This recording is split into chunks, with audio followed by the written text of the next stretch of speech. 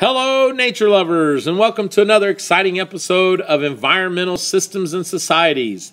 Today's video is all about that mystical process called photosynthesis. What is it? Well, it's simply the process that autotrophs use to make their own food from water and carbon dioxide. That food's called glucose. Okay, well, wait, I thought sunlight was in this. Yeah, there is sunlight. The sunlight actually splits the water molecule and then allows it to combine with the carbon dioxide to make the glucose. So that's where the sunlight's in there. It does a lot of stuff, but that energy is going to be trapped in the glucose. So glucose, yeah, is sugar, but here's the really cool thing about glucose. Glucose can actually be broken up and recombined to make all the molecules that a plant cell needs. Say what? You're saying glucose makes all the molecules that a plant needs? Yeah, I know it's crazy, it's really complicated, but basically through a bunch of chemical reactions, glucose can be broken apart and recombined, or it can just be added. You can add nitrogen and sulfur to it to make proteins. You can break it apart and add phosphorus to it and rearrange everything and make these lipid molecules here that make your phospholipid bilayer, which is your cell membrane, which is really important, right? Yeah. Well, can animals do this?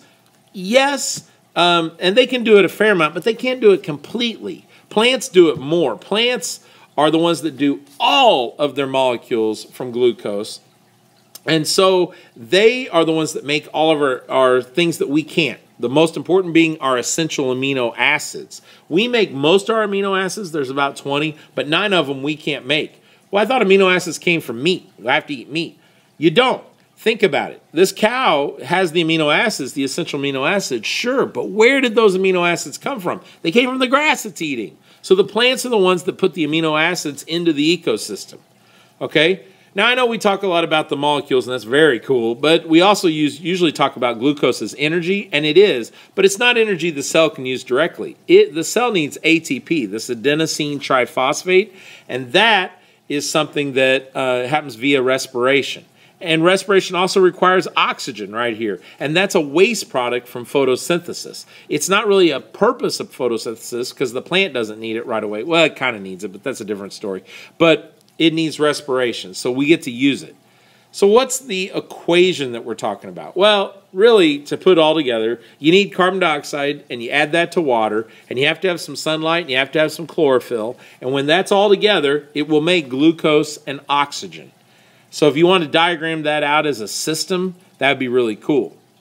So what are the chemical equation, though? Let's put it in a kind of a different way of looking at it. Chemically, it's 6 carbon dioxide plus 6 water yields, and there usually I'd write an arrow with the word sunlight above and chlorophyll below. It yields 1 glucose and 6 oxygen molecules.